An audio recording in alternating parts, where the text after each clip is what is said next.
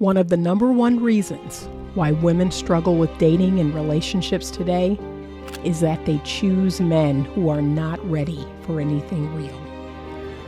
Ladies, there are lots of great relationship-ready men out here. However, you need to learn how to choose them. I wrote this book to teach you how to do just that. Get your copy of Choose Well, a simple formula to determine the best man for you on Amazon today. Good afternoon. I am headed into the office, and I kind of went back and forth about if I wanted to head into the office or if I wanted to take some of my appointments from home because some of them are virtual. But I said, you know what? Let me just head into the office. Let me take all my appointments from the office today. I have not been in the office in days. Let me use the office that I'm paying for. That's what I thought. All right, this is going to step on some toes. I'm going to decide after the fact that this is going to be a members only video. But this is going to step on some toes because there is a narrative that's going around that says women are more emotionally intelligent. And that is not necessarily true. And I'm going to spend the next, 17 minutes explaining to you why. And I'm giving you this information so that you can critically think. You don't need to come in the comments and say liar or you're dumb, cap, or whatever. You don't need to do that. You just need to critically think about what I am sharing and give a well thought out response. Okay, so we hear this narrative about women being more emotionally intelligent than men. And there are 5 pillars to emotional intelligence. If you don't know what they are, it is self-awareness, it is other awareness, it is empathy, it is emotional control, and it is emotional well-being. Okay, those are the 5 pillars that make up emotional intelligence. Now, if you score low in all of those pillars, then yes, you are low in emotional intelligence.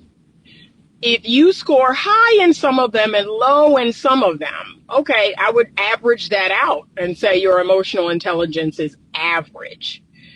Now, when I give the emotional intelligence test to women, and again, this is my own data. These are my own statistics from all of the couples that I work with and all of the women that I work with, because I'm genuinely curious. I give all the women I work with the emotional intelligence test because I'm genuinely curious about this narrative that we've been running for a really long time.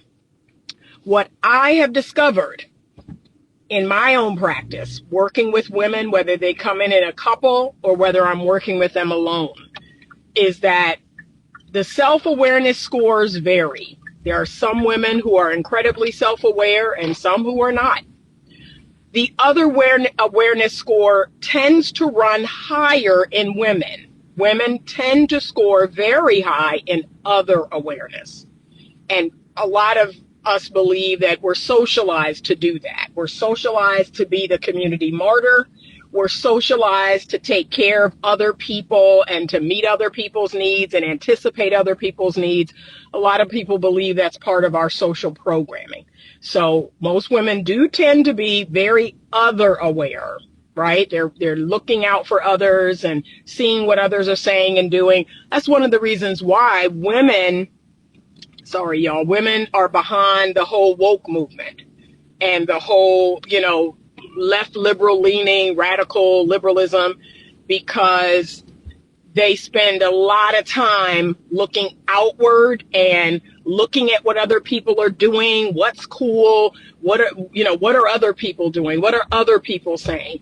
Women are very much, into that and being almost toxically empathetic, like, oh, we've got to help the underdog and we've got to help these people. And they never critically think, are these people good people?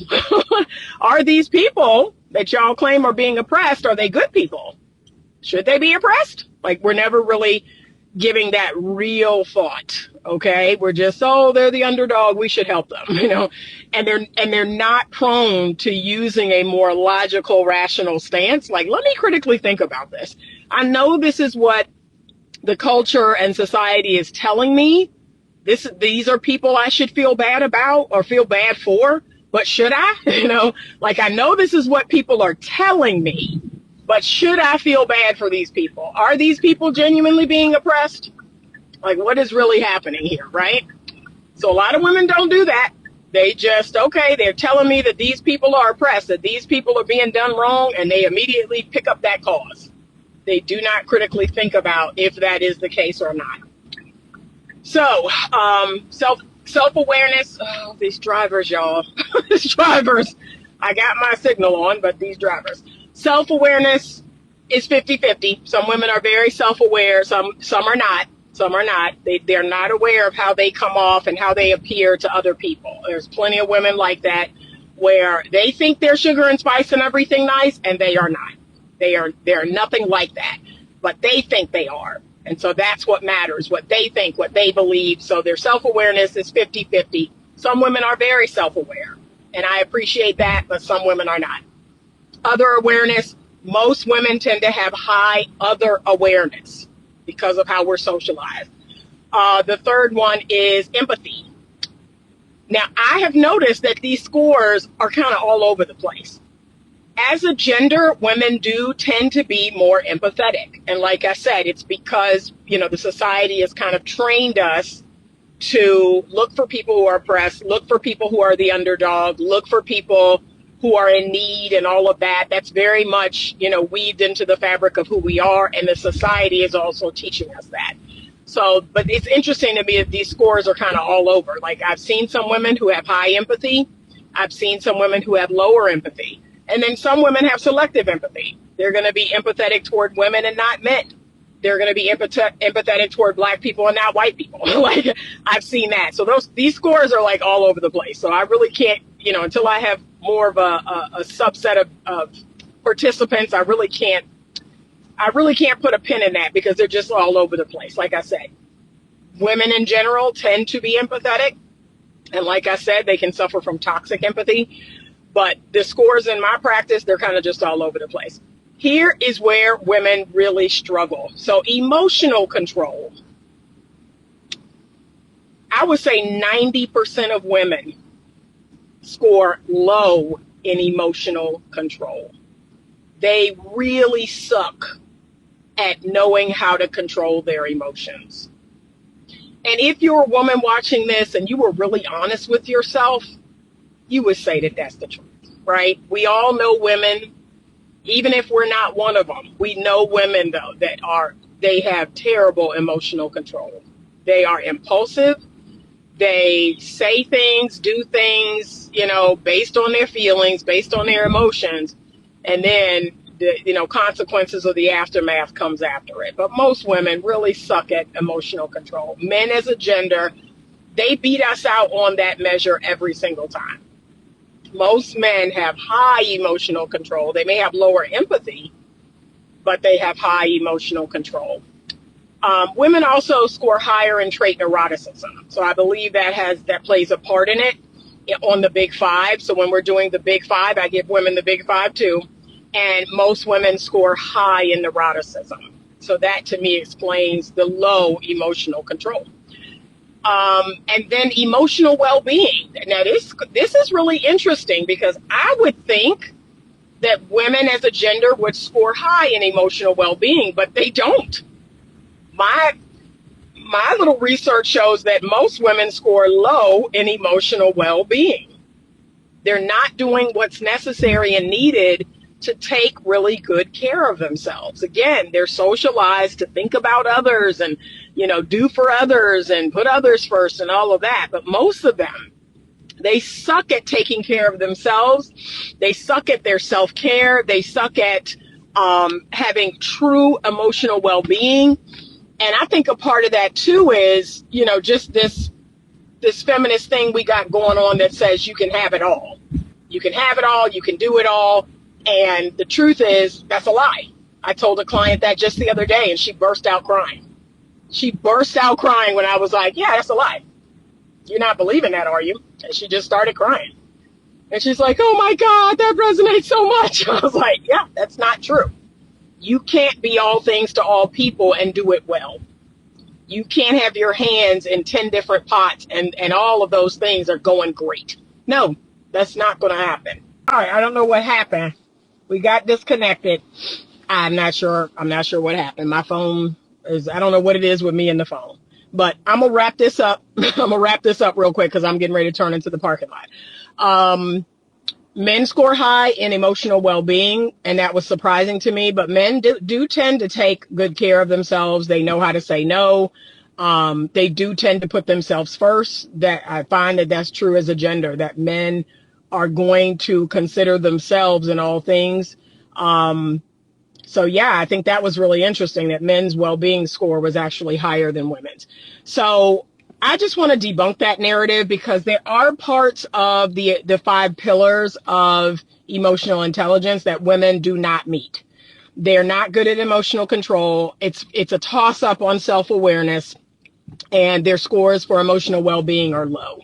So, that's just, again, it's something that, I believe a woman started. Now, here's what I will say. This is what I know to be true. Are women more in touch with emotions? Are women feelers? Yes. The answer is yes, right? Because that is in our God-designed wiring. That's how God designed us, to be feelers and emoters. And yes, we are more in touch with feelings and emotions, and we can cater to that in other people better than men, because that is our programming. Like, that's our programming. But emotional intelligence is not that, and that's where that narrative needs to be debunked. Emotional intelligence is not just feeling and emoting and being able to relate to people's feelings and emotions. It's 5 pillars, and you would have to score high on all of those pillars. Okay? You'd have to score 50 or above on all of those pillars. And most women don't. They score lower in emotional control. They score lower in emotional well-being, and self-awareness is a toss-up. They score higher in other awareness. They score higher in empathy. So I think that women saying that, I'm like, no, y'all are in touch with your emotions. You have no problem expressing your emotions. You have no problem with feelings. You have no problem with addressing other people and their feelings. But outside of that, like when we look at all the other pillars, like that's what we need to look at. So that's it. I just wanted to share this opinion very quickly. I'm just wondering if I'm going to have to redo this entire video because I don't know what happened. I don't know why the video cut off. But that's what I wanted to share. Again, give you something to think about. Think critically about this. Do not jump in the comments and just give a 1-word or an emoji answer. Think critically about this. And you can look this up. You can go online and say, what are the pillars that make up emotional intelligence? All of this can be found online. All of this, Daniel Goleman, all of this can be found in his book. It's not a secret. I'm not gatekeeping, but there is an here's what I'm going to say. There's an emotional intelligence test. If you would like to take it, I want you to send me an email at info@betterlovemovement.com. I'm going to send you a link to the emotional intelligence test on Truity, and you can take it for free, and you can see for yourself where those numbers are for you. You can also give it to your man if you're a woman, to your woman if you're a man, and see where that other person falls. But that'll tell you so much about that other person, how you and them relate to each other. It's one of the many personality tests that I give to people when I'm dating someone seriously, when I'm considering someone for marriage. They got to take a whole bunch of personality tests. That's a requirement.